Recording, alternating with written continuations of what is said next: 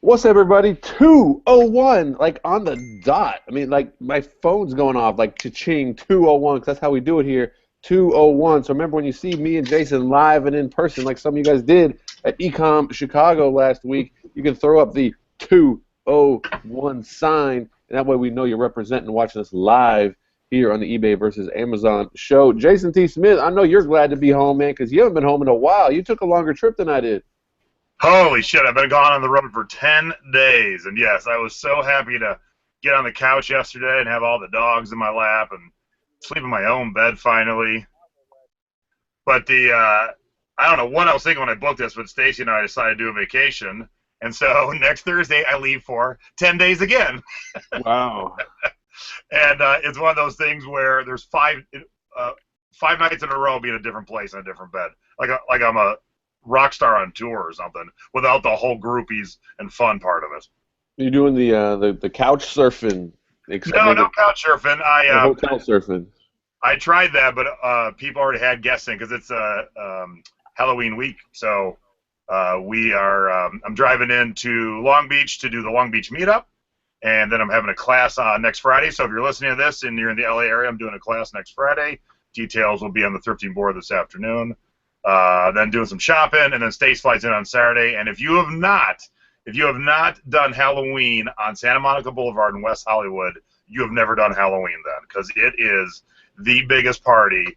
You section off about a half a mile Santa Monica Boulevard. About 400,000 people flow into that. There's 4 stages with bands playing, costume contests, and the most elaborate costumes you have ever seen in your entire life. And they're so big. Every time we see them, I look at Stace and I go, either they live right here or they came in a U-Haul, because there's no other way to get costumes that gigantic. There's a dude who's like a 12-foot T-Rex, and one of the first years we went was the year the Blair Witch Project came out. So if you saw the Blair Witch Project, it was like 4 kids run through the woods with a map and found footage. So they had a dozen friends as trees, and not just a little cardboard cutouts. They were full-on wood trees, and so they would run ahead and set up a forest, and then the 4 people would go through the trees and read their map, and then they would move those 12 trees ahead again. It's insane. That's a little more in depth than I usually get for Halloween. We live out in the country, man. We have to like get the kids in a car and drive to a neighborhood where houses are close enough to trick or treat. We haven't had a trick or treater at our house in over 5 years. Wow. And, well, I say over 5 years. In the 5 years we've been here, we haven't had a single trick or treater. But that's all right. Well, then we decided to do vacation. So after we do Halloween, we're going to Palm Springs for 6 days to relax. No work, no traveling with anybody. We got a couple friends there. We're going to see them, but for the most part, it's going to be sleeping in and doing nothing for a few days. Well, I'm gonna throw a little Amazon FBA, pumpkin spice on top of this, because when you do FBA, you can travel and you can take 10 days here, 10 days there, and kind of do whatever you want. Everything kind of keeps on chugging. Now, I know the answer to this, but for the eBayers out there, an eBayer who wants to travel, maybe go to a conference, take a little time off, time away. What's the advice you would give them?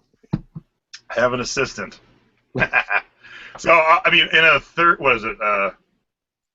28-day span, I'm gone like 20 of those days. But having an assistant who's down the hall taking pictures, that way I don't have to stop my flow of money into my business. So, it pays to have an assistant. Now, if you're not at that level, you are just going to have to, stop your flow of money and put your stuff on vacation. But, it wouldn't hurt to network. And we're going to talk about that a little bit today, like we always do when Chris and I get back from a event. But if you can network with a fellow friend who lives near you, take turns taking vacations and then help the other one out. So you don't have to put your stuff onto out of office. My friend Cheryl, who used to be my assistant, who is now killing it doing FBA, but every once in a while I'm gone or she's gone and we need help, we can go to each other's house and do whatever needs to be done. So that is a key, that if you don't have an assistant to help your business not shut down during times when you're away. But wouldn't that mean like sharing your inventory? Like you would see what Cheryl sells, or she would see what you sell. Oh my goodness, competition. She's gonna undercut you. She's gonna out hustle you. There's gonna be nothing left for you if you dare make a friend with a local online seller. Yeah, look, I toss people who help me out the keys to my house. So they really want to do any damage, they can just start stealing pugs and tiki mugs. So you know, at some point you have to let the reins go and trust someone, and hopefully you have friends close to you that you can trust that well that they have the keys to your house. I think we have 3 or 4 friends in town that have the keys to our house, and majority of it's just in case there's an emergency. I don't know if we're unlucky, but since we moved away from Cleveland, we've been away for 15 years. In those 15 years, 3 separate times the water heater has gone and blown when we were out of town. And the one Wow. time we had a dog sitter, the last time I was here, we had a dog sitter, and it was way beyond what she could handle. So luckily, a friend had a key. He got the water shut off. He even got the hot water heater replaced while we were gone. So, you know, it helps to have someone who has a key to your house in times of emergency. No, and I think it's a bigger picture. I mean, that question was a little tongue in cheek, right? Like, I know the answer. You guys got to have friends and network and work together. The upside is just so enormous compared to this downside paranoia. I don't know what people think is actually going to happen, right? People really aren't all bad. People are not all thieves in waiting. They're not, waiting to stab you in the back at a moment's notice. They really aren't. People are generally. I mean, that was kind of eBay. eBay got founded by saying, people are good. So we'll make a feedback system, and everything will work itself out. So I like that. But correct me here. Make sure I got the right answer. If you got eBay items and you're going out of town and the stuff hasn't ended, is there a setting where you can go in and say, hey, like pause, I'll be back, so that you don't have any upset customers? Yeah, there's vacation setting, but only if you have a store. So if you don't have a store, um, you're going to have to do a couple things: either end all your listings or really jack up your handling time. So if you're gone for 8 days, your handling time's going to have to be about 5 or 6, depending on how the weekends fall. Um, Right. and then there's also, and because I haven't had to do it forever, so I don't know off the top of my head, but I think there's a setting where you can say you're on vacation and your stuff can still be bought, or you're on vacation and your stuff is invisible. I haven't had to do it in so long. I'm really not up to date with it, but I see others discussing it. I saw a seller do that where I looked at their item and I could still buy it, but it said the seller was on vacation and they ship when they got back, which was cool. I didn't buy it because I wanted it faster than that, but it's all about, and we've said this before, it's about communication and expectations. If I know you're out of town, you're not going to ship, that's cool. But if you say 1 day handling time and take 5 days, I'm pissed. I'm like, because I'm expecting something different. You tell me 5 days handling time up front and I buy it anyway, I'm not going to get mad at anything. So a lot of it's just disclosure and telling the customer, what's going on. But pay attention to that stuff. Don't forget and go out of town and be like, oh, shoot, I had that eBay listing that's going to end in the middle of my trip. And if it does, deal with it, right? Either get someone to ship it for you, find a replacement, seriously, deal with it, especially if it's your mistake. People got to own up to their mistakes, you know? 2 people in the chat room, Teresa Cox and Leland, said, "Yep, yeah, that's your 2 vacation sites," and that's kind of what I thought. The other thing about having someone in your office that you trust that you could help out back and forth, you never know when that person's sitting at your desk taking care of your things while you're away, and they go, "Oh, hey Jay, I did your stuff as you set it up, but boy, if you do it this way, it'll be so much more efficient or quicker or something." So, it's just like when people come into my group and they shared a nice sale they had, and I'm always happy for them, obviously. But I'm like, hey, going forward, here's a better way to take that picture, or here's a better set of terms of service to get better sales and more sales. And so, I've always been the one that anytime I see something, they're not saying, hey, help me, but if I can see a way to make them a better seller, I'm always going to do that. And some people mistake that for me being an arrogant asshole, and that ain't the case. I am an a-hole, but I'm always helping others learn e-commerce, and that's my a-hole. And you know what? If you think that way, fine. But I want to make everyone a better seller around me. So as Man, do you. I can dig it, man. Dude, I did not expect. I got a round of applause, and I didn't expect it was going to happen when I told people there's more money in helping other people than helping yourselves. And I think people might have thought, like, hey, we should all help each other and not help ourselves. Like, that's more applause worthy. Because I'm talking straight cash money, right? I'm talking like, what's a bigger business, helping other people or flying a solo ship? And guys, if you want to make more money, help people. It's just a multiplier. It's just the way it works.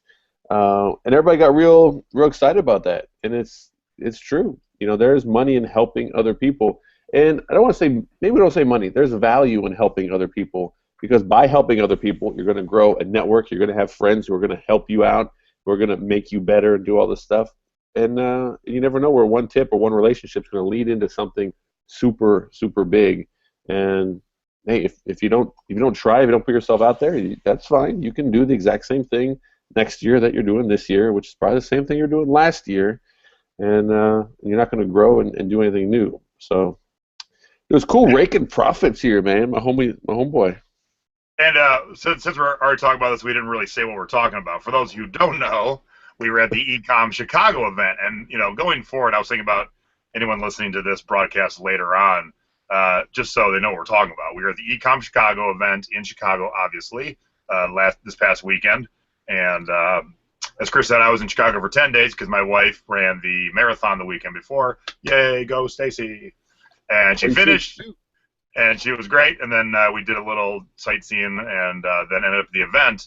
And it was a 2-day event, and probably one of my favorite events I've been to. Not taking away from any other event, but it was a packed room of people who wanted to be there and wanted to learn. And I gotta tell you, for anyone who's been around these events for years, here was my biggest surprise, and you missed it because you walked out. And not walked out because you were like, screw this, I'm out. You went out to talk to somebody in the hallway, which is always a good thing. But if anyone knows Cliff Enico, Cliff is a lawyer who talks about the law and the tax side of our businesses. Now, that is not an exciting conversation ever. And up until this week, Cliff was not all that of exciting of a guy. I love Cliff, so I'm not saying anything bad about Cliff, but, he talks about tax stuff and, becoming an LLC. Not exciting. Well, I don't know what got into Cliff, but he's been hanging around me and John Lawson for far too long because Cliff came out guns a-blazing, swearing. It was insane. I was in the back just kind of tired and half-assing, and I'm like, whoa! It was like a shot of adrenaline into the room. I was shocked and pleasantly surprised, and people who had never seen Cliff before came out and went, oh my God, that was so great and such an informative and entertaining speech. And I go, that's not Cliff. Cliff's the man all of a sudden. Like, I bowed to Cliff. He was on point. Dude, I heard about that. As soon as it ended, people were like, would you see that? Were you in the room? And I was like, and I was out. I forget who I was talking to or what was going on. But yeah, that story has already made the rounds because, yeah, typically tax talk and legal stuff and all that, super boring. But yeah. And Cliff was paying attention to like you were, because you did a speech where you're like, I made the speech 10 minutes before, like you normally do anyway, but you were paying attention to the vibe of the room, what people needed help with. And Cliff did the same thing. He was paying attention to what we were talking about, and he kind of threw it in there. And I was just like, man, Cliff's the man. All right. I look forward to hearing the Tax Talk next event because that's a whole new Cliffy right there. No, it's good. It's good to improve. And, if Cliff says, you know what, I've got a lot of criticism or feedback that, it's a boring topic, he could say, you know what, it is a boring topic, so sorry. What are you going to do? Or like, shut up, hater, right? He could say that, right? He could go straight all the way there. Or he could say, you know what, there's probably something to it if a lot of people are saying that, and, what can I do? And try something new. And guess what? It might not have worked. People could have been like, whoa, Cliff, man, like, I don't know what that was all about. And you can say, you know what, that's feedback. I mean, and I got this example from John Lawson, I think it was less than a year ago, where he did some presentation, and he said a lot of bad words. And he got feedback from people saying, you know what, John, like, it was a little too much, right? Like, we get your point. And he took the feedback, and he adjusted, right? Now, John's not always squeaky clean, but I think he took the feedback from one and said, okay, now I know where too far is. I'm going to adjust, and I'm going to try and get better and better.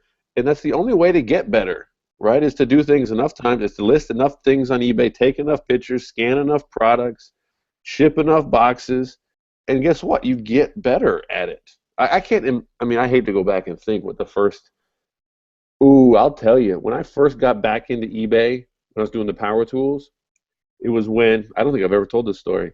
when we would set a new store, which when I was working for Bosch was like Home Depot's big expansions. We were setting new stores multiple times a week, and we all the tool vendors would put all of the tools out on display, and all of the cases that went with those tools got thrown in the trash. And these are like blow molded, heavy duty, like metal clasp. I mean, there were some nice cases for these tools, and I'm like, we just got to throw all these in, and then we did it over and over and over and over again.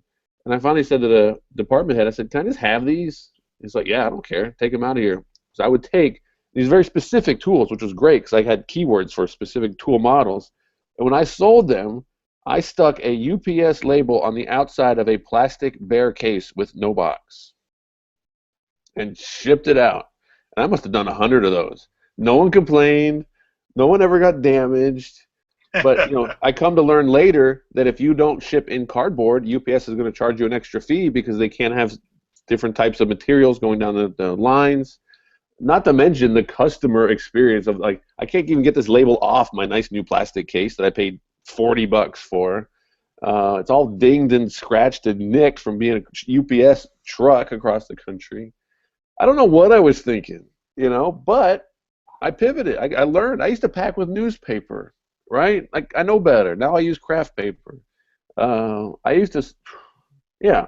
I mean, I should make a list of all my mistakes. Maybe it'll make some people feel better. So when they make mistakes, they can be like, yeah, Chris makes mistakes too. Jason, can you remember the first way you used to ship? Like, you have any regrets if you had to go back in time? Yeah. Here, talk for a quick second. I'll give an example. All right, Jason's gonna go get something, or he'll get something.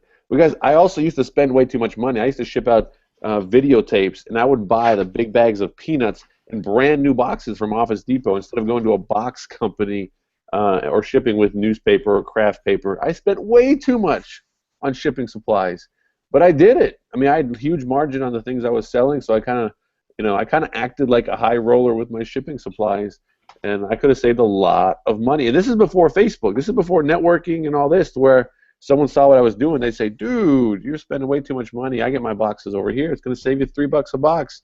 Multiply that by several thousand boxes, you got some real savings." Yeah, and what you just said, I'll talk about what my example is too. So when I first started selling records, I figured out if you slid them in one of these Priority Mail, rectangular shaped boxes, slide it in, and then just fold the things over. So there is no real padding to this record. It just shipped kind of thin and flat, and that is so not how you ship a record. But that's how, it was just, I didn't learn from anybody when I was doing records. I started with CDs, and I did move into vinyl, because vinyl's a big thing, as it always has been. I didn't learn from anybody, and back then we didn't have YouTubes and how-tos. This was, late 90s, early 2000s. It was still very young, so this was it. And they, for the most part, they made it. But, again, the buyer presentation is horrible. So, nowadays, you get a LP mailer, and they're corrugated, so you could ship anything from 1 LP to probably, I think, 6 in here. And you use a combination of a little bubble wrap and a square that's this size here to give it a nice rigidity, and you fold it over. And the presentation is just so much better. And it doesn't cost you that much either. No, and talking about, hey, you share, you meet friends in town. These LP mailers, they get a nice break at like 1,000, and I don't always need 1,000, but my buddy Kevin sells a lot of vinyl too, so we always go halvesies, or sometimes we get a break at 1,200, so we split 600. It's nice having that guy in town that I get a much better price break. I mean, it's huge compared to buying 600, and so we get our 600s, and we each go about our way. But yeah, this, and I didn't think about it at the time. I never thought about the end user opening it. This is just ghetto and hokey. Ghetto and hokey, double trouble. All right, so I think that leads us to our, speaking of shipping and using fancy boxes and materials, we shipped each other coffee mugs a couple weeks ago, and they ended up all nice. Oh, mine's on here somewhere. Shoot, I wasn't prepared. And now we have decided to go plates, and we jammed our plates into small boxes. So, whoops. Yes, if you saw Chris's video, oops, I'm going to go back to me here. His didn't fit in the box, and neither really did mine. Even though mine had room to go back and forth, side to side, it was pretty tight. So we got our boxes here, and based on our little shaky, I'm guessing we're going to have the same results All as right, our. don't open yet. Chat room, what's up? We're gonna open Jason's sent to me first. All right, Jason's sent to me first. We want to know. There's three options. It's perfect, right? Like positive feedback. It's technically broken, right? Which means it's just not perfect, or it's absolutely destroyed. All right, so we got two ends of the spectrum, and you got in between that it did get broken. So Jason's was tight, but after some stretching, there's some wiggle room that way. We have 3 full axes of wiggle room with this one. All right. So chat room, put your answers in, and I am going to open this up. And Jason says this is actually something I can use. Yeah, and while he's doing that, it's not broken. You're supposed to pack, so in case your box is on the bottom, it might have 1,000 pounds sitting on top of it. So even if it, was fine in the box, if there's 1,000 pounds sitting on it, it should be screwed. All right, tearing it in. I hope it's like a Patriots plate or something. No, hell no, I would never send that. I just break that on purpose. 100% perfectly fine. Unfreaking believable. But you now have you spent $8. I know, you got a nice. I thought if it got there, you could use it for the holidays. It's a nice $8 serving platter. Perfect. Technically broken, cracked. Technically, yeah. People thought it would break. I mean, I would have thought it would break. I mean, but this is like you could build a door out of this. I mean, yeah, it was heavy duty, but still, it was in a box and it touched the sides. I mean, it just makes no sense. All the time and effort we put into packing things well is seeming to be. I'm sorry to tell Mark at Bubble Fest. Mark at Bubble Fest, sorry, man. You're going out of business, son. Because look at this. We're building kitchen sets for each other without a problem. All right. We got to keep this going until we at least break something. So now, if you saw Chris's video, his didn't fit in the box at all, so he wedged his in. Oh, I'm showing our address. Crap. Dude, seriously, an extra 1/8 of an inch and the cardboard would have split. That thing was so tight. There was no. I mean, that's like putting a label on the plate and shipping it. Yeah. All right, box cutter. In tape because I thought if it broke, I didn't want any shards to come out. Now this time we did not put, kick me, throw me down the stairs like we did in our first ones because they made it just fine. So I thought, all right, let's try it without that. Let's see if that, maybe the people handling it. Get voting. No, he did not mark glass inside. That's what I was saying. So we thought maybe this time we won't mark them because maybe marking them made people handle it more delicately. We want people to throw these suckers down the hallway.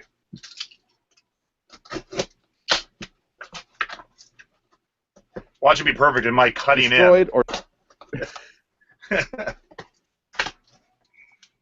Oh, you're back. Good. I don't know if you'll be able to get it out without ripping the whole box apart. All right, so 1 glass bowl. 100% perfect. Dude, and that's glass. That's not that clear plastic crap. No. That is glass, ladies and gentlemen. That was about 3/4 of an inch bigger than the box. Oh, hold it up to the box, man. Do the side by side. So here's the box. Where are we? Now I'll stand up so I can make sure I'm. All right, so I'll line it up with the bottom. So there's the box. Well, it's all dented now. But yeah, it's bigger than this box. And hey, cheap bastard, you only spent $5 on my new bowl. Dude, Jen would get killed me if I threw $8 in the trash. Oh, my wife's like, what are you guys getting out of this besides just spending money back and forth? Somehow we have got to up the ante to where something gets broke, because that's kind of what we all expected. So here's what you're getting. I mean, based on the evidence, I'm kind of thinking that's gonna, it's probably gonna arrive in better condition than when you send it. Better condition, like a rock tumbler, It's gonna rock smoother. tumble and be all shiny by the time it gets here. All right, so this is going just in a square cube, the 7 by 7 by 6 or whatever. That's it. That's Just how it's cracks me going. up every time we do it. Just put something in a box, tape it up, ship it out. Now, there could be a chance this makes it. Your object this week, there is no way in hell it's not a pile of dust. No way, man. No way. This is gonna survive. This is gonna survive. Now, Teresa's saying put a plate with a label on it. We can't, because once it gets broke, then somebody's going to get injured. Then it's a whole new set of problems for us. Yeah, they're gonna be pissed if we do that. Yeah. All All right. right, where's your object there? Chat room, everybody listening live. We are really gonna up the ante on this one. And now, Jay, what did you spend on that? I spent $3 or $4. Man, your thrift stores charge a lot because that's a piece of crap figurine. Like no one. It is. That's a dollar store figurine that you paid $4 for at the thrift store. All right. We are shipping out this little T something, and guys, check it out. This is 3 pieces. All right. So we're gonna put 3 pieces in one box. Lots of room to rattle and move around. And yeah, we're gonna see that this time next week. You gonna be out of town? We doing a show Monday? Yeah, I don't leave till next Thursday. Oh, okay. I thought you were leaving sooner than that. No, All right, so we will I need a see little time at home. if Jason will be drinking his tea with his pinky up out of Mr. Snowman here, and Here's what we should bet on. know. Will any of those 3 pieces make it in one piece? Because there's just no way. When you got things moving against each other. $2.99, man. Yeah, I think mine was like I said, $2.99 or $3.99. All right. So we're gonna keep shipping until we break something, and hey, eventually we gotta go Royal Dalton or something. But All right, so let's shoot for a wine glass, but let's not go ridiculous and get a super thin one, but not super thick. I think like that a should regular. be because there are levels of wine glasses. There are kinds that would stop a tank, but there's also kinds that if you breathe on it, it snaps in half. So let's find the middle. Let's keep just one-upping it, and we'll hit the thrift stores every week. We'll find something to ship to each other, and we were chatting about this, and we wanted to keep score, right? So how do we win this? But we don't want to point if it breaks because we'll just get the cheapest, flimsiest crap, and we don't want to point if it survives because that's boring. So chat room, if you guys have a great way to kind of keep score in this little challenge, and where we keep kind of upping the ante. We're all ears. Maybe post your suggestions in the Thrifting Board Facebook group, and we'll see. I mean, something's eventually got to break. I mean, the stuff that does break when it's wrapped in plastic and all this, I don't know how it happens. I know, and I was just looking at your bowl here. It's thick, but man, it didn't even fit. It was so tight on the sides. I'm just thinking if it's sitting here and 1,000 pounds comes down on it, this should have cracked. I don't know. Well, it looks like we actually have a little bidding war in the chat room for the teapot. All right. So if the teapot survives, yes, we will open the bidding. And, Jason he'll probably have to actually pack it in packing peanuts or something to the winner. So cross your fingers that Mr. Teapot Snowman here. Wait a minute, hopefully this isn't a highly collectible or this is like an $80 teapot or something. Wait, Teresa's giving us shit. Dear men, it's not always about winning. Yes, it is. All right, who wants to do a little product research on the fly? Handcrafted in China, Mesa. Back it up a little bit. Back it up a little bit. There you go. What does that say underneath international? Mesa International Tracy, Tracy, Flickinger, Flickinger. Yeah, because that is a $100 teapot. Maybe we should find something else. No, screw the $3 teapot now. It's gonna be a $3 pile of dust when I open it next Monday. All right, get your gloves. Maybe get some goggles.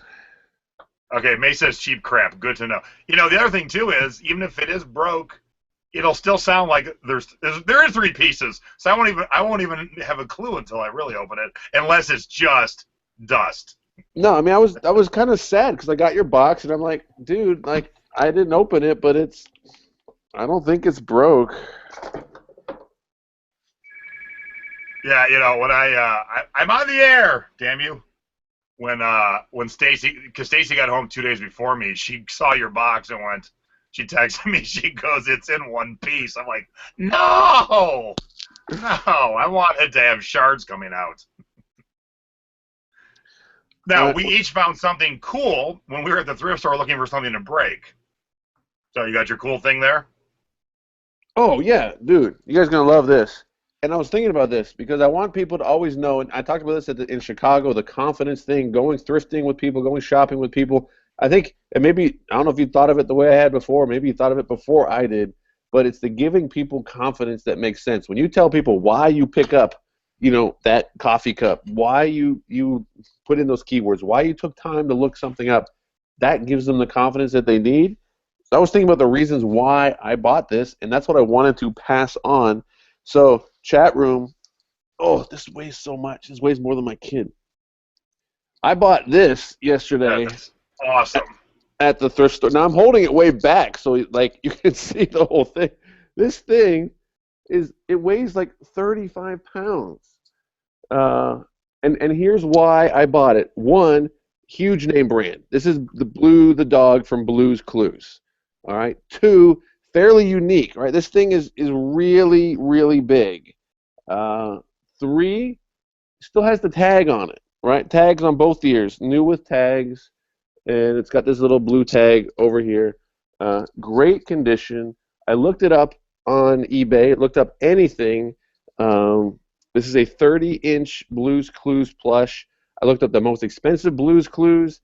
I looked up anything 30-inch Blues Clues plush. They have like this cheap, crappy Blues Clues 30-inch thing, not this thing. I can't find any information on this. So anybody with Worth Point that wants to look up 30-inch Blues Clues plush and find this exact model, I would be interested. This tag has an old store stock tag from a Hallmark store with a clearance price of $120 for this plush. I don't know if I can even get it in here. So the clearance was 120 at one point. I mean, this thing is huge. I mean, does it have a date on it? This is from 2003. 2003, and it's like brand new. I mean, it hasn't been played with. It's sat somewhere, and they had it at Savers, and I paid full price. I didn't have a coupon or nothing. $30. I would probably list this for $300, unless the chat room or you have different advice for me, because with no supply other than one, all I need is for the 20 rich families whose kids are into Blues Clues because it's on Netflix and Hulu and YouTube. I just need one of them to say, screw it, get him the biggest, most expensive Blues Clues plush we can find, stick it in the corner of his room, and $300 won't be no thing. What do you think? Oh, absolutely. Like Teresa Cox said 200, but yeah, I listed 300. But I know you're not even going to list it. No, you'll probably list it during the fundraiser. All right, I'll list it during the fundraiser. Now, you found an awesome thing to make money on. I found something that's just so hideous that I had to buy it to wear it. Okay, that's not the same, but close enough. No, not even remotely the same. We just each found something. So here's my new winter snowman T-shirt. Wow, man, dude, is that like crusted out, like with ice? Oh yeah, that's all bling, baby. Wow. That is a snowman. Now, for those who don't know, in the hip-hop urban culture, the snowman is the guy who sells you cocaine. So this is definitely selling you some ice, baby. But yeah. I thought ice was diamonds. Well, ice is diamonds, but the snowman's a cocaine dealer. Oh, okay. Shows what I know. Yep, see? You ain't all that. But it was 3XLT. I'm like, oh, I gotta wear that. Hell yeah. And Stacy found it, and she's like, oh, I shouldn't have showed you. I'm like, oh, that's my new winter shirt, man. I'm gonna rock There you that go. Wear shirt that for the on like holidays. Christmas morning. Wearing my cocaine shirt on Christmas morning. There you go. And my mom must have forgot about our show because she would have been saying something by now. Mom. Oh, speaking of, I put my mom and dad on stage at the Ecom event, and the sole reason was to, um, everybody there were sellers already, and there was varying levels. Sam Cohen talked, and Sam's doing 10 million this year on Amazon, and there was newer sellers, but they were already selling. But I wanted to show that if you had a neighbor or a mother or grandmother or aunt or great aunt that was in her retirement years and wanted to make some extra money, either to pay the bills, because some people need some extra money, they did not have a good retirement plan, or for fun money. My folks had a good retirement plan, but they're killing it on eBay, and they're making a lot of fun money. And we gave them a little 15-minute segment to show the division of labor. For my folks are both 73 and retired, and to show just the unique weird stuff. I mean, they're selling stuff that, and I showed my dad winged it. He was at a garage sale in the rain, and everything was trash except for 6 polo mallets. He didn't know anything about polo mallets, and my dad has a flip phone, so he couldn't research anything. And so he gambled, and I think he only paid $10 for the polo mallets, and he sold the first 2 for $60 each, and the third one I think for $38. They still got 3 to go, and it was an idea I had. I asked Mark from Bubble Fast, who helps throw the event. I said, any spare time in the schedule? He goes, we got 15 minutes. I go, hey, I got this idea. And I think if Mark was on here, he would agree it was a great idea, because so many people loved my folks, but also said, hey, I'm getting my mom involved, or hey, I'm going to get my grandma involved because I see your folks are doing it and they can do it too. But what I wasn't thinking of, and I'm like, oh no, what did I do? They saw Andy Slamans talk. They want a private label now. They saw you talk. They saw Sam Cohen talk. They want to start doing FBA. I'm like, what did I do? They understand eBay. They're dialed in, and now they want to do all these things. I'm like, okay, slow down a little bit. You are still 73. Chill out a little bit. Yeah, that's the one. It's not the flaw, but it's a problem, because there are so many different things you can do, and people got to decide which ones they want to do. And it's little shiny object stuff going on. You've got to know what you're good at, what you want to do, weigh everything. Not everything's about making the most money. People forget about the happiness and the fun. I mean, I didn't make any money at the thrift store, but I had lots of fun while I was there, right? I chose to spend my time doing that. I'll make money off this Blues Clues thing. I'm not worried about that. But if I didn't find that, I'd still have fun, because I got this coffee teapot, whatever, that I'm going to send. And so that's the advice I give people who are trying to get into like private label. And I mean, I've talked to people who are still struggling with starting on Amazon, and then they wanted to import a container from China. And I said, no, absolutely not. Live in a third-floor apartment. Where are you going to put a container from China? Right? Like, do one thing at a time, and do it, and do it well, and don't get all distracted. I like your dad's example of these polo mallet things, because it comes back to 2 things, right? One, spot quality, right? Like if you can tell something's cheap crap, good, because everything else is not cheap crap. And guys, you should all be able to tell if something is cheap crap. You should be able to tell if a garment is kind of poorly put together, like, right? Like, you can tell if something, oh, this is kind of expensive. Like, you can tell when someone's dressed like $1 million and someone's dressed like crap, right? Like, you guys can tell. You can just tell by looking. If you're not good at that, get better at it. So when you pick something up, you can be like, you know what, I don't know nothing about polo mounts, but I can tell these are like some high-end ones. And 2, it's something we've talked about a long time. There's no thrifting emergencies. There's no garage sale emergencies. They were $10, right? Make a decision. $10, put it in the car. If you're wrong, it was $10, and you can sell me your garage sale for $10, right? But if you're right, you're going to make money. But if you do nothing, you're never going to know. You're definitely not going to make money if you do nothing, and you only buy stuff that has guaranteed absolute return, sold before you bought it kind of stuff. That's not the world we live in. You do have to take risks, but there should be no thrifting emergencies, ever. And you're right. There is no 13 emergencies. But even on the other end of it, and I'm going to throw one of the members of my group under the bus right now. I'm not going to say their name, but you can easily figure it out. They found a Japanese, oddly enough, teapot, kind of like what you got, but Japanese, in an old school Epcot box. So it probably, or I think it's either Japanese or Chinese. So it either came from the part of Epcot that's Japan or China, but they have now spent, I think, 4 hours researching it because they couldn't find it.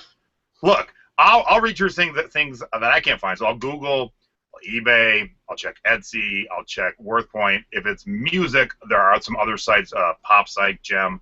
But man, 15 minutes maybe tops, unless it's going to be a $10,000 item. This ain't. It could be old, and it probably is. But man, after about 10, 15 minutes, throw a price on it and live with it. And because it's eBay, it's our best offer. So, all right, $200 or best offer. You start getting some 40s and 50s, that's probably, and you get maybe 3 or 4 of them, that's probably what the price is. But man, to spend hours, oh, and also the groups, the thrifting board, Scam Power, there's groups to help you. There is nothing really that should be that long of research. Nothing. Because what's your return going to be when it ends up being a $20 item? You spend now 4 hours on an item that's going to end up being 20 or 30 bucks, and because the likelihood of it being a $10,000 item is not that great. Can it happen? Absolutely. But what's your return on your time? That's way too long, way too long.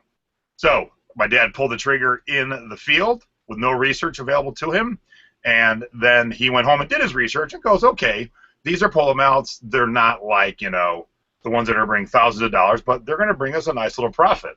I will say, though, thanks a lot, Chris. My dad won the fire tablet that you gave away. So now he wants to take a tablet in the field and go researching. So now I got to teach him that. So thanks a lot, Chris. You and your great giveaways. Everybody kind of flipping out of these tablets. I'm glad to give away. We give away 4 Kindle Fire tablets. They're actually hard to get because they're very popular, because they're a very aggressive price point from Amazon. But they're only $50 tablets. They do not have 3G or 4G. You can't even get that if you wanted it. And it's the Fire one, right? So it doesn't have access to all the regular, scanning apps and all that. It's he's going to put more effort into using a $50 tablet to look items up than it's worth. He should. I think I gave this advice. He needs to buy an iPad Mini with 3G, or I'd at least get 4G, or I think iPad 2. It was either iPad 2 or 3 was the first ones with 4G, so you can get the Verizon LTE iPad. And I bet you can get them now for $200. Get an old one. I still got the old one. I haven't upgraded in like 3 or 4 years, because what do I need in an iPad? I want a good-looking screen, and I want LTE. That's what I need in an iPad, right? I want data on the screen when I'm on the road. That's it. So think about it from that point of view. I'm sure you can get it for $200 now. Oh yeah, maybe I just figured out his Christmas gift, since apparently they aren't watching today. Because I even texted them. I go, "Are you guys forget we were on?" Because I knew I'd be talking about them, and my mom usually comments in the chat room. So, yeah, it was. These events usually, because people don't know my parents and they know me, and so, people know me from TV and our show, my other shows, and the groups. And so usually it's like, oh, there's Jason's parents. Now, and my folks held court at a bar the other night. Chris and I were dining, and there was a band playing, and my folks were dancing for an hour. So it turned in from, oh, you're Jason's parents too. Oh, it's the other way now. Everyone's talking about my parents, and I'm just like, oh, that's their kid over there eating dinner with that guy from Scam Power. Yep. Which is great. I loved it. They were the center of the attention. I absolutely, it did exactly what I thought it would do. They had a blast. People got inspired, not just for themselves, but for others in their lives, and they saw that my folks can do it, and so that was awesome. It did exactly what I wanted it to do. Perfect. Yeah, they're going to have a bigger fan club than you pretty soon. And that's great, If it keeps them young, I'm all for it, too, because unlike some people, I like hanging out with my folks, and Stace likes her in-laws, so we like hanging out together. We did take all 4 of our parents to Kauai on vacation 2 years ago, and I will tell you this. It's like herding 4 slow cats around paradise. So we'll do smaller, closer things. But yeah, moving 4 old folks around paradise was a little tricky. All right, let's answer an actual question I here. saw it come by. I'm like, wow, a real question. All right, Mr. Saddy123, you canceled a shipment you sent to Amazon after you shipped it. Didn't mean to. Will it still get checked in? The answer is probably. What I would do is open a case with Amazon seller support, let them know exactly what you did, so that maybe they can reopen the shipment in your account, or they can have some kind of message sent to the warehouse. So when it does get received, they know what you want to do with it. Kind of like what we talked about earlier with eBay customers. It's all about expectation, right? You can do what you can do. What's done is done. Mistakes happen. You know that. Amazon knows that. Nobody gets upset. Amazon's not going to like yell at you or roll their eyes. They're going to deal with it. But definitely do whatever you can do, which is to open that case, let them know everything that you can, give them the shipment number, everything that you can give them, and say, yes, please receive this as normal. And I can't imagine they would do anything bad with it. It would get received, or it would go into limbo, or it would be unfulfillable, or it would get received as normal, something like that. Whatever happens, it will be fixable. So just do what you can. Use Amazon's customer service to follow that. Easy money. Hey, Chris, did I tell you what I did to, I do a Thursday night show with my friend Nadine called Thrifty Business. Did I tell you what I did 2 weeks ago? I think I told you. What'd you do? I like your format on that show, dude. I'm like totally jealous. We gotta start doing some of those things. All right. We start the show. We have an opening graphic that Nadine did, and I start with the same music every week as our theme song.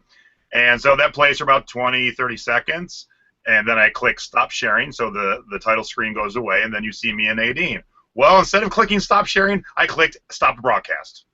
The broadcast lasted 26 seconds, and we had like 150 live viewers. And I shit my pants because I'd never done that, and I didn't know. So I was thinking about that with his shipment. He didn't mean to. I didn't know if there was a way to reverse it. So the people were even still in the chat room, but the broadcast was over, and they were like, "What happened?" And I'm like, "Ah!" And so after a good minute or so, I realized there was no way to reverse this. I had to quickly start a whole new show, get a whole new link going, get people over. It all worked out, but yeah, you do something like that, you're like, oh crap. Dude, that's the one I watched because I clicked on the link and I was like, this thing's only 26 seconds. So yeah, that was the link.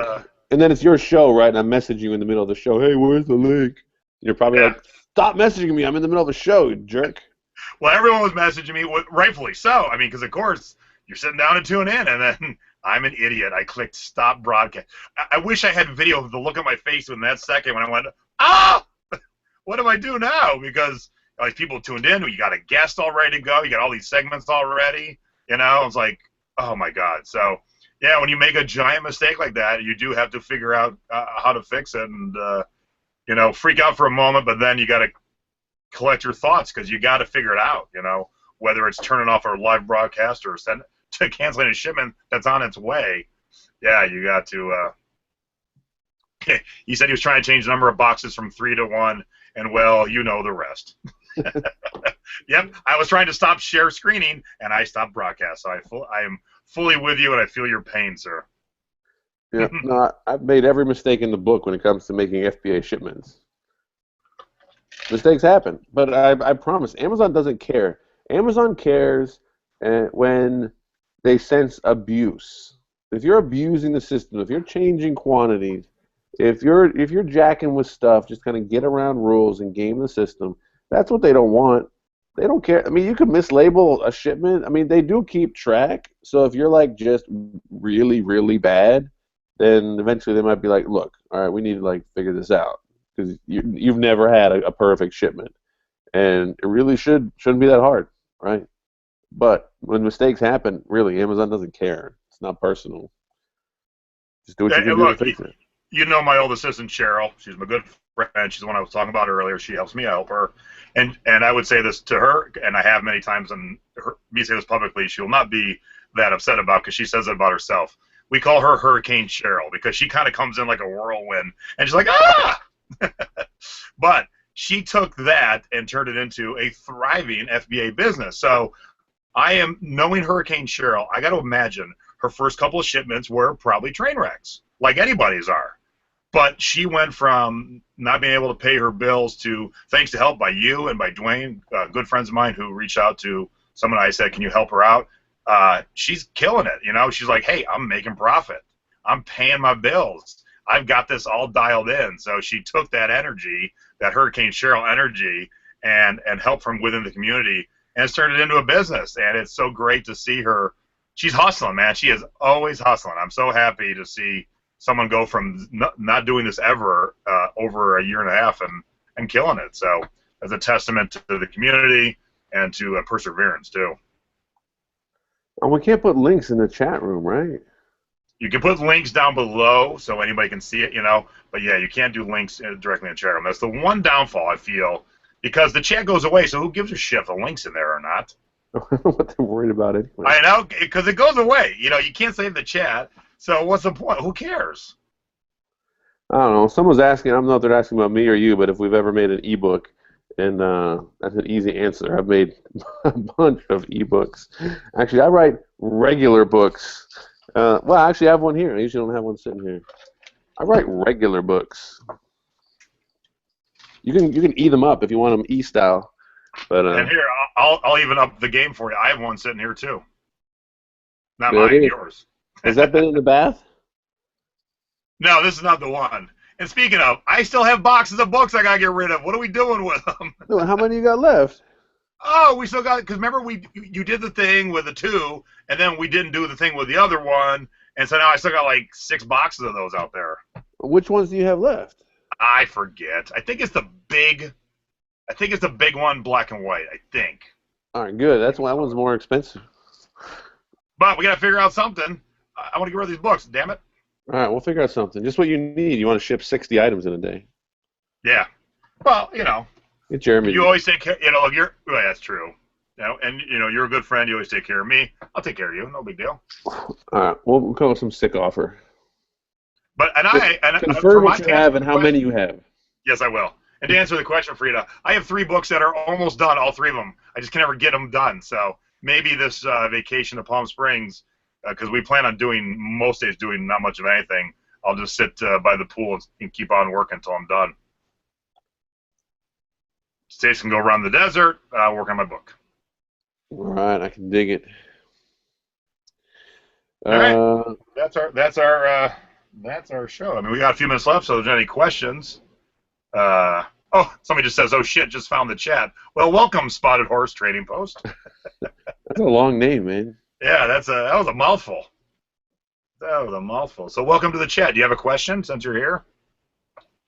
Hey guys, I'll put this out there. I've heard of people say, oh, I'd love to go to a conference. Like, can you come to Utah?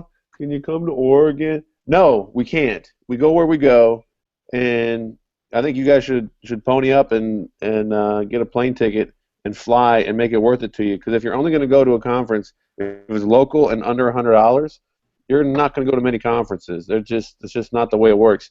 Online selling, Amazon and eBay, there's a lot of conferences, but they're not a ton. There's maybe, a dozen all year long of ones that I could really recommend going to. You got to go to them. Ecom Chicago is $160 for 2 days to see people like me. And I know this isn't a huge world, but if you get me, Jason Smith, Andy Slam, John Lawson, and a revitalized Cliff Enico. The new Cliff Enico. That's only like a third of the lineup that was there. Not to mention the networking with 220 other like-minded people. I mean, a lot of conferences to have that same kind of lineup cost 3-4 times as much. So start right now. One, change your mindset. If you say $200, I don't have $200 to go to a conference. If you dare go to Starbucks or Dunkin' Donuts or any of that stuff during the year, and you don't have $200 to go to a conference, you don't think going to a conference and hanging out with 200 other sellers for 2 days is going to add more than $200 to your bottom line? That's 50 cents a day. You can't sell 50 cents a day more worth of stuff by learning something new from other people, from people who sell $10 million a year. I mean, you're just not being serious. So if that's fine if that's how you roll, but please stop with the comments of, I would go if you came to my town in the middle of nowhere, Wisconsin. No, we're not coming. Sorry, unless we have family or something there and we just happen to do a one-day event, it's just not happening. You guys are going to have to get in your cars, get in the planes, and go to these conferences from Orlando to Vegas to LA. I mean, they're around, but you have to go to them. And the only criticism I have of Ecom Chicago is the time of year. It's mid-October, right? There's stuff to be done for fourth quarter. Will they bump it up next year? I don't know. I predict they will. But 2016 is going to be here soon. Think ahead, plan ahead, get yourself to one of these conferences, find the closest one, find the one that's most relevant to your business, if it's eBay focused or Amazon focused or entrepreneur focused or whatever, and get there. Invest in your business. Seriously, $1,000 for your hotel, your conference, your travel, your plane, your food. I mean, that's what's going to cost. It ain't free, right? None of the good stuff is free. You have to spend the money. So if you want to do it, start planning right now. $3 a day will get you over $1,000 to go to a conference in 2016. Yeah, so stop paying for that kid that's not really real in Africa and save those $3 for yourself. There you go. And, because I know why you said that. We were talking in the Ecom Chicago Facebook group about how great it was, thanking Rich and Nyla and Mark and Robin for putting it together. And one of the first comments is, why don't you do this in Tampa? No! The four people running it live in Chicago. Why would they do it in Tampa? It's dude, like me. At $160, Mark and Rich, they didn't make any money, right? They basically worked for free for thank yous is what they worked for. Yeah. And, I couldn't make it last year. I think we were supposed to be on vacation, and that even fell through, but I didn't make it last year, and I'm so glad they asked me to do it this year, and I got to speak, because as we always say, Chris and I always say, it's not even about everything that happens in the room where you're learning, and there was tons of great stuff this year. It's in the hallway, it's at dinner, it's at the bar, because the Friday night, Chris and I, we closed the bar, basically. But we started with a giant group. We all had dinner, and then we all went to this bar that was right next door, and we had just tables and tables of people chatting, making new friends, new business partners, talking about million-dollar ideas, ways to save the world. And, people always trail off, and you can usually find me. And lately, Chris has been hanging too. So we were the last two at the bar, and we finally said, well, we should probably go, because Chris had to talk the next day. I was done. Like, my day was over. And then Chris left Saturday afternoon, but Saturday night, there was a somewhat nearby tiki bar, and of course, that's where you can always find me. And I ended up bringing about 22 people to the tiki bar. Most had never been to one before. We didn't hatch any million-dollar ideas, but we just had fun after the conference, solidifying friendships. I've always been a good friend of Cordelia from Scanner Monkey, but man, we are buddies now. We hung, we went to the bar together. It was great. So you learn a lot, but man, you can make some lifelong friends, some lifelong business partners. And I have heard Sam Cohen tell his story 3 or 4 times now, and he always inspires me. He has the same story, almost word for word, but he went from nothing really to $10 million a year in about, 4 years, Chris? 5 years? Yeah, that guy went with the quickness. But he hustled, and he figured it out. He put the right people in place. He said to his wife, you need to, I don't want to tell his whole story, but you need to quit your job, and you need to keep me focused. I can buy and sell all day long, but I need someone helping me make sure the bills are paid, make sure the lights are on, doing all that stuff. And she did it first, and then she did. And, man, to do $10 million a year, it's not what I want to aspire to, but he's doing it, and he's killing it. And he loves to share his enthusiasm for it and his knowledge. And, I always tell people there are some people who charge lots of money to follow them, and most of it's bullshit. But if you want to pay money to follow anybody, I don't know if Sam has any spots left, but, man, Sam's the guy to follow because he does it. He's the guy that's actually doing it. You can check it. He is doing it. So you get to these events, you're going to find someone that you really connect with and will be your driving force, whether it be me or Chris or Sam or Cordelia or whoever. But once you find that person, you're going to take it to that next level. And I got a lot of thank yous from people who have gone to the next level based on me, my groups, this show, my other show, and that makes me feel really good inside to hear people being successful because that's what it's all about. I hope to help enough people that I got nothing to do. Like, I got nothing to buy and sell because it's all been bought and sold. That's always been my goal. I'll just sit around I'll just be the old guy at the end of the tiki bar. No, relationships are just different when you meet in person. That's just the way it is. Can you make relationships on Facebook? Technically, yes, but when you meet someone in person, they say you've met Cordelia before, but now after hanging and drinking, you're buddies. It's just different. I'm sure someone can quantify that better than I can. All I know is that it works. I don't need to know the details about why it works. I just need to know that it works. So, guys, plan ahead. 2016, get to some conferences. There'll be lots of opportunities all across the country. So plan ahead. And no whining. If you want to whine, just don't do it on Facebook. Just whine at home, whine to your wife, your husband.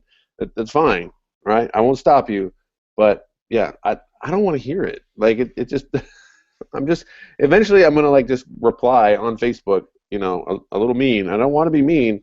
I just want to push you guys to accept the reality that we live in and see the opportunities in front of us and take advantage of them with no boohoo stories, right? It is an amazing time we live in. We all won the lottery of birth, basically, by being born and able to do the businesses that we do. We're born in some other century. We don't get to sell online and hop on planes and drink rum at tiki bars all over the country. We don't get to sell products on eBay to people we've never met and make full-time income staying at home. We don't get to do any of that stuff. We get to do that stuff. So take advantage of it. If you want to grow your business by networking, do it. No complaining, no whining. Never. Never. And somebody just said Ecom was better this year than last year, and what Chris always says is the first is the worst, and it'll be better, even better next year because not that I'm, auditioning, but Mark said, "Will I come back?" I said, "Absolutely," and Chris will be there too. And like I say, you learn and you have fun, and boy, if you can do those two things together, that's a good day. Yeah, do more of that. Event and you're like, damn, I got these new friends. I had all this fun, but yet I've learned this, and this to make my business better. That's an awesome life. That's an awesome, awesome life. Yep. Good times had by all. So everybody keep that in mind. Plan ahead, and plan for the short term too. Fourth quarter, because we are in the thick of it right now. So guys, next week we are going to see. I'm thinking this is going to survive, my friend. Oh, that's going to survive, man. You might want to switch it out with something. No, it's timely. It's Halloween, so if it works out, now you have a Halloween decoration. Just what I need. I'm betting this survives with no. Look, give it to your kids. Tell them it's a gift from the Scary Bear. Okay. I'll get my golf club out, man. Dude, I got a case of Coke I need to smash today because it's from Providence, and I told the kids I wasn't gonna throw it out. We're gonna smash it in the driveway. So. Is there gonna be video? I guess we can make video. Heck yeah.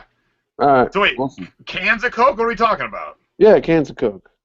All right, make sure some of the videos, at least one of them in slow-mo, too, as they're exploding. Dude, I don't have the iPhone 6S. I can't do the slow-mo yet. Oh, you are behind the times, son. Call a friend. Call a friend. Rakin, head over there right now.